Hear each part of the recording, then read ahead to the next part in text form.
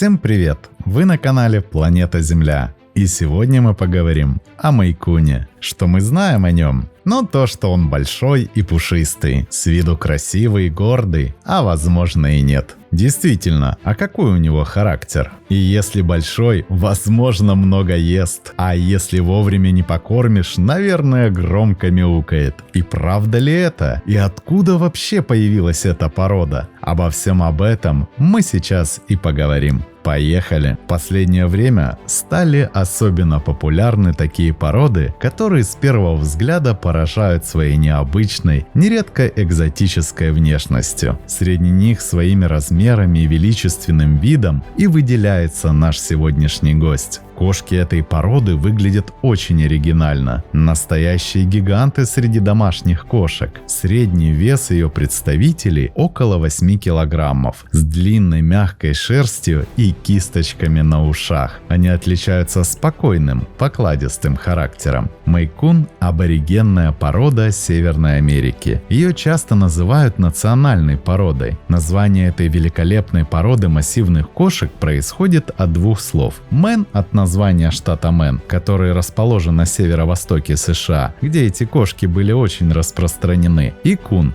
производная от слова рекун, от английского енот. Второй части названия, которая прибавилась к их названию уже в 20 веке, мейн-куны обязаны благодаря часто встречающейся полосатой природной окраске шерсти. С этим связана одна из легенд о происхождении мейн-кунов. Некоторые считают, что первые мейн-куны появились в результате скрещивания европейской кошки и дикого енота, от которого они унаследовали полосатый окрас, пышную шерсть и прекрасно развитые охотничьи инстинкты. Естественно, такое скрещивание невозможно, потому что еноты и кошки относятся к разным видам хищных млекопитающих, однако легенда сохранилась до настоящего времени. Согласно другому мнению, мейн-куны могли возникнуть от скрещивания одичавшей кошки и американской рыси, что также маловероятно по той же причине. Вообще, происхождение мейн-кунов, как, впрочем, и многих других пород кошек, до конца не ясно. Однако на данный момент точно известно, что мейн-кун – одна из старейших аборигенных пород кошек Северной Америки. История этой породы обросла множеством легенд и мифов. Помимо легенды о происхождении от енота и кошки, очень известен миф о возникновении мейн-кунов от кошек французской королевы Марии Антуанетты. Согласно легенде, у королевы было 6 любимых кошек. Во время Великой Французской революции королева решила бежать из Франции в Америку. С собой она брала самые ценные вещи, в том числе решила спасти своих пушистых любимец. Их Мария Антуанетта вручила некому капитану.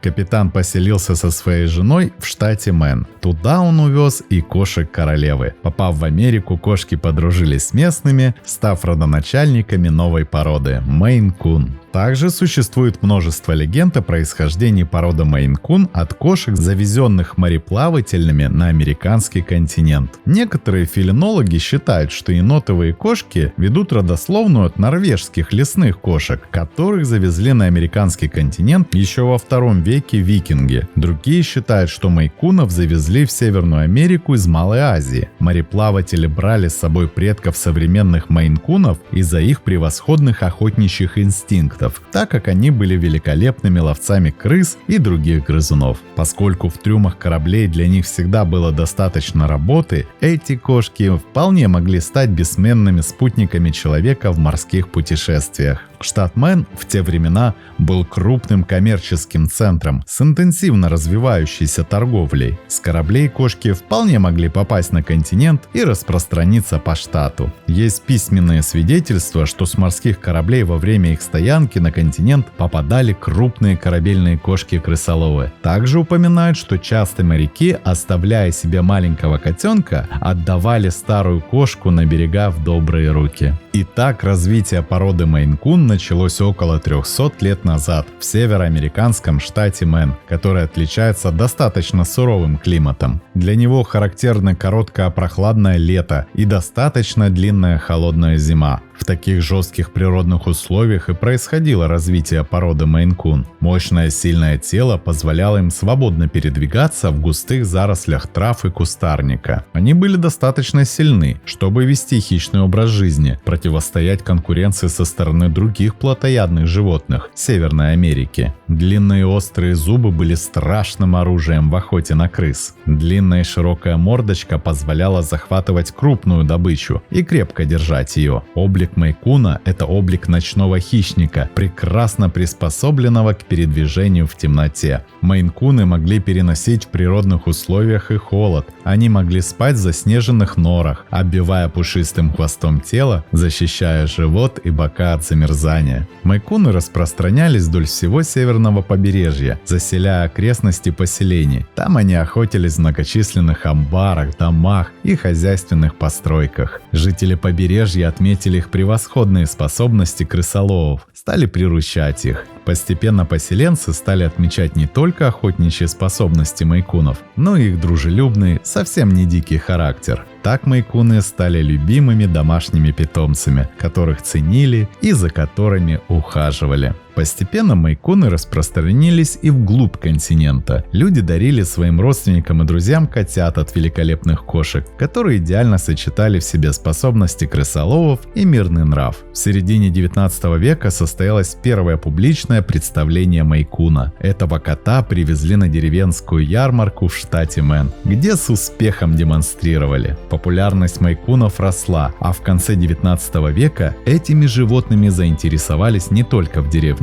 Городские любители кошек также стали организовывать выставки, которые проходили в городах Северной Атлантики, Бостоне и Нью-Йорке. На выставках мейн-куны составили конкуренцию другой породе, которая была очень популярна в то время – ангорам. Одной из первых выставок, где принимали участие мейн-куны, стала устроенная в мае 1895 года выставка в Мэдисон Сквер Гарден в Нью-Йорке. Кошка по имени Коузи, окрас Браун Таби, получила на этой выставке титул. Изначально к породе мейн-кунов относили только природные полосатые окрасы, позднее от них получили и другие. Однако с 1911 года в развитии породы мейн-кунов наступает временное затишье. Возможно, это связано с появлением на выставках другой породы кошек, персидской, которым мейн-куны уступали в популярности. На протяжении 40 лет с этого года мейн-куны не участвовали ни в одной из специализированных выставок кошек. Однако поклонники породы из Северной Америки взяли дело в свои руки, и история мейн-кунов продолжилась. За период времени с 1968 по 1976 годы мейн-кунам был возвращен титул чемпионов кошачьих выставок. В 1953 году в США был создан Центральный клуб любителей мейн-кунов. Немного позднее, в 1968 6 заводчиков мейн-кунов основали Ассоциацию заводчиков. Эта организация действует и в настоящее время. Примерно в это же время стали появляться и первые питомники кошек породы мейн-кун.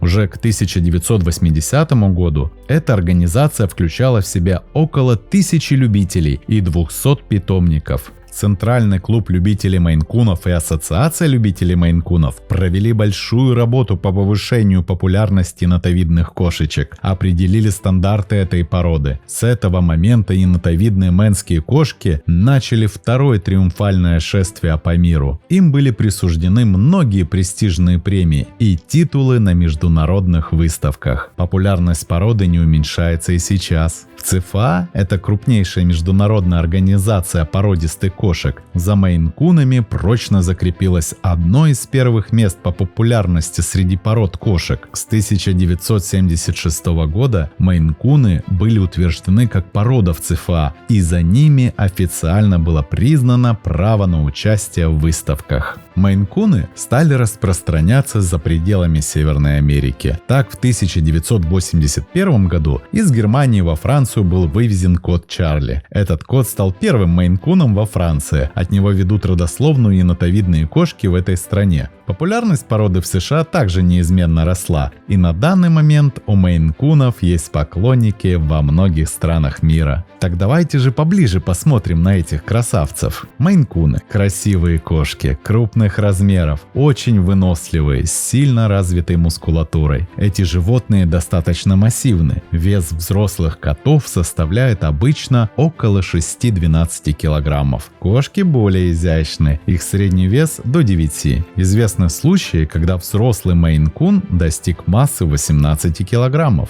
Несмотря на такие внушительные размеры, кошки этой породы пропорционально сложены и чрезвычайно ловкие и грациозны. Такое сочетание силы и очень нежного и ласкового характера поневоле привлекает к себе внимание. Особенности внешности облика мейн-кунов тесно связаны с теми условиями, в которых была выведена эта великолепная порода. Мейн-куны развивались как кошки, которые были отлично приспособлены к выживанию в условиях природы. В лесной местности в разведении могли участвовать только самые выносливые крупные животные с хорошо развитой мускулатурой. Все это и определило облик, который не утрачен за многие годы селекции. Мейн-кун отлично приспособлен к условиям холодной зимы Северной Америки. Его густая шерсть непроницаемая для воды и надежно защищает от холода. Важная черта внешнего облика мейн-куна – длинный и пушистый хвост. Он отлично приспособлен для того, чтобы согреть животное, когда оно спит, обернувшись хвостом вокруг тела. В этом случае хвост превосходно защищает от холода мордочку и живот кошки. Хвост – важная черта облика этих кошек. Длина хвоста равна длине туловища, поэтому хорошо сбалансирован. При быстром беге играет роль своеобразного руля. Основание хвоста широкое, конец притупленный, хвост без изломов, длинный, толстый, мощный. Его покрывает густая, очень длинная и обильная шерсть. Кроме того, на хвосте отлично развит водоотталкивающий подшерсток, который защищает от налипания снега. Для защиты от холода у мейн-куна имеется и пучки шерсти в ушах, и длинная и плотная шерсть на лапах не только защищает от морозов, но и позволяет кошке ходить по снегу, делает лапы широкими и устойчивыми. Весь внешний облик мейн-куна свидетельствует о натуре хищника. Благодаря большим ушным раковинам и крупным глазам он отлично видит и слышит.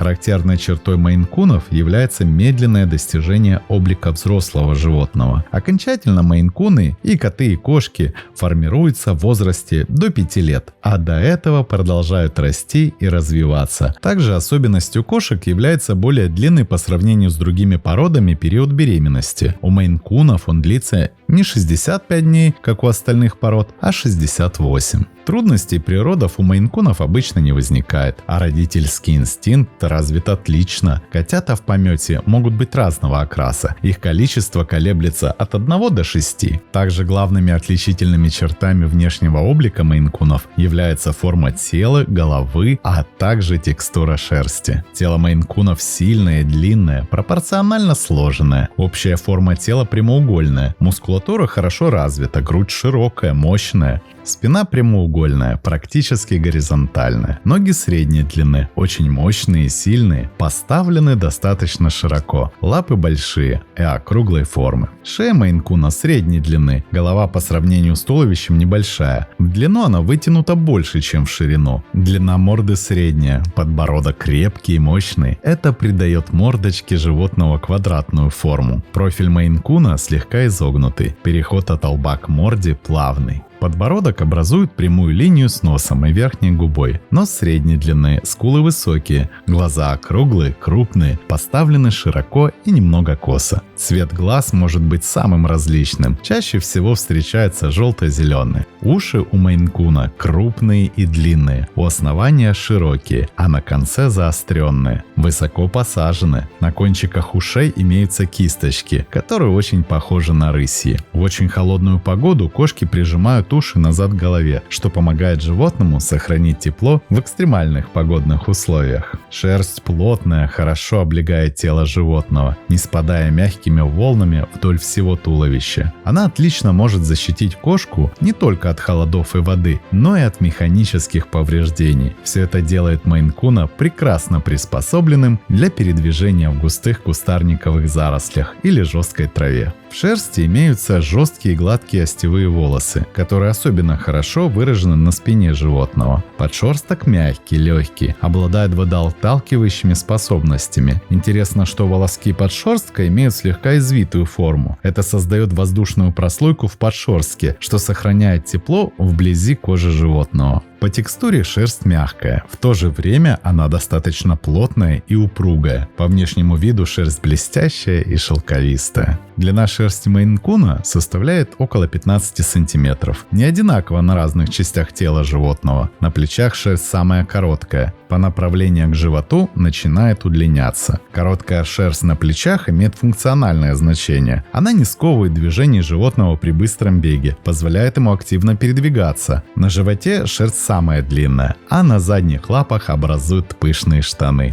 Вокруг шеи имеется пышный воротник, напоминающий гриву. Считается хорошим признаком, если воротник начинается почти сразу от ушей. На спине мейн-куна шерсть жесткая, пышная, в ней много толстых защитных остевых волосков. В нижней части тела он особенно важен, так как он препятствует намоканию шерсти от снега и воды. Между подушечками пальцев имеются плотные пучки шерсти. Они защищают лапы при ходьбе, а также делают походку мейн-куна абсолютно бесшумной, что позволяет ему успешно выслеживать добычу в природе. В настоящее время среди мейн-кунов встречаются животные самых разнообразных окрасов. Допустимы любые, кроме шоколадного, цинамона, пойнтового, а также лилового. Мейн-кун – удивительная порода. Эти кошки просто поражают взор при первом знакомстве с ними. В этой породе сила и мощь органично сочетаются с грацией, благородством и сдержанностью. Это кошки с необычайно сильным характером, очень уверенные в себе, всегда с чувством собственного достоинства. Но примечательны они не только внешним видом, но и характером. Эти добродушные великаны просто не могут никого обидеть. У мейн-кунов абсолютно нет агрессивности по отношению к другим живым существам.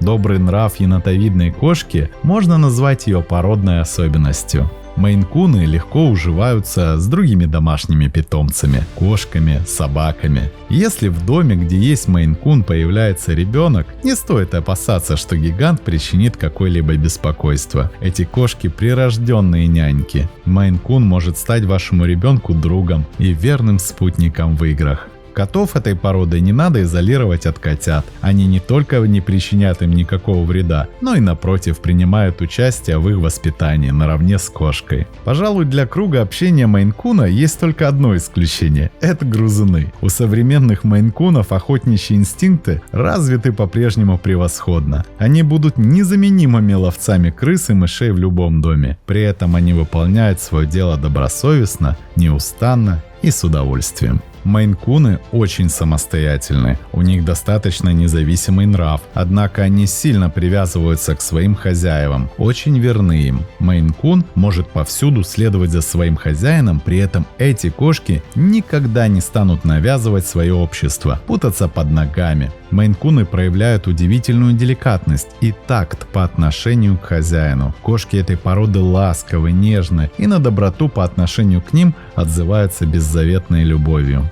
С незнакомыми и посторонними людьми мейн-куны также не проявляют агрессивность. Они всегда подчеркнуто вежливы и тактичны, однако не выносят фамильярности. Мейн-куны, несмотря на свою массивность, очень подвижны и активны. Им необходимо много пространства для игр, пробежек, проказ. Это далеко не диванные кошки. Они сохранили охотничьи инстинкты, поэтому обожают выслеживать и ловить игрушечную мышку или мячик, который им предложат. Мейн-куны охотно играют со своими хозяевами. Эти минуты общения могут доставить массу радости им обоим. У мейн-кунов отлично развит интеллект. Прежде всего, у этих кошек прекрасная память. Они хорошо помнят слова и интонации, понимают своего хозяина, как говорится, с первого взгляда. Общение с такой умной кошкой никогда не наскучит. При желании их можно учить различным трюкам. Если обучение будет проходить в форме игры, мейн-кун с радостью примет в ней участие. У этих кошек отличный слух, поэтому мейн-куна можно научить отзываться практически на любой звук, будь то свист, хлопки или стук. Ваш питомец услышит условный сигнал из любого, даже самого отдаленного уголка дома и тут же прибежит к вам. Еще одной особенностью мейн-кунов является их их удивительный голос. Мейн-кун никогда не будет изводить хозяев истошными воплями или заунывным воем. Он издает тихое, приятное мурлыканье, которое составляет такой разительный контраст с его мощным и крупным телосложением. При этом мейн-куны достаточно редко издают громкие звуки, сопровождая свои действия тихим мурлыканьем. Слушая его мурлыканье, можно почувствовать, как растворяются заботы, утихает буря эмоций, а в душе наступает мир и гармония. Мейн-куны выбирают в доме для себя такое пространство, где они могли бы остаться самостоятельными, предоставленными сами себе, но при этом недалеко от хозяина, предпочитая всегда оставаться поблизости и с охотой наблюдая за человеком. У этих кошек есть замечательная особенность поведения, доставшаяся им от далеких предков. Они могут заснуть практически в любом месте, при этом лежа в причудливой позе, но с неизменным комфортом. Если говорить о недостатках этой породы, то можно назвать природную настороженность. Эта черта сохранилась в мейн-куне, несмотря на годы селекции. Если неожиданно уронить что-нибудь за спиной кошки, она тут же отреагирует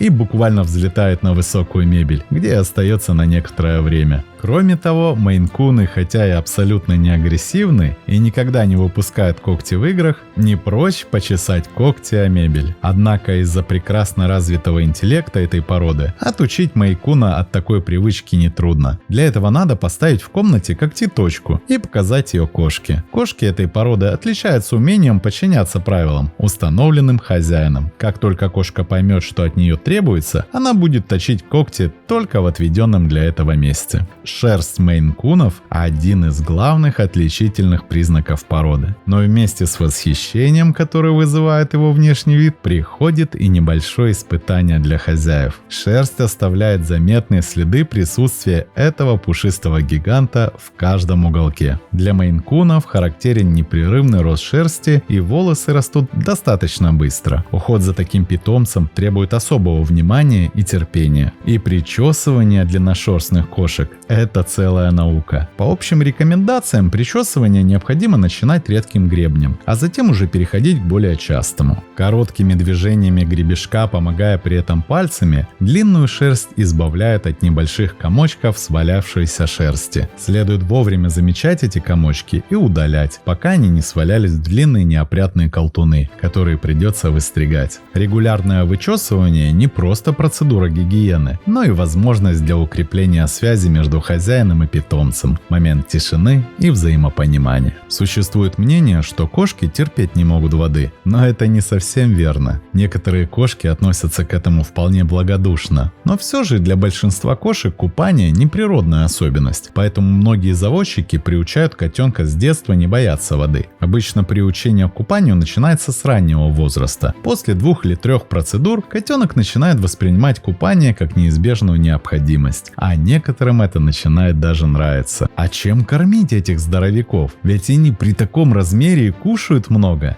Нет, мейн-кун не будет съедать тазик корма на ужин. На самом деле мейн-куны едят примерно так же, как и другие породы кошек. Их размер – это результат селекции на протяжении долгого времени. И усиленное питание тут ни при чем. Хотя когда котята мейн-кун растут, то надо признаться, что эти проглоты могут слопать и слона. Ведь им требуется столько сил и энергии, чтобы побегать, попрыгать и повеселиться. Но по мере роста котенка величина съеденного приходит в норму, и уже к году размер порции мейн-куна будет как и у других кошечек. Каждая кошка – это яркая индивидуальность, поэтому подбор рациона следует проводить, учитывая вкусы вашего питомца. Одни кошки крайне разборчивы в еде, любят разнообразие, другие предпочитают один или несколько видов пищи. И любое животное будет голодать, если предложенная еда ему не нравится. Помните, что в рационе кошки должно быть достаточное количество жидкости. Независимо от частоты кормления,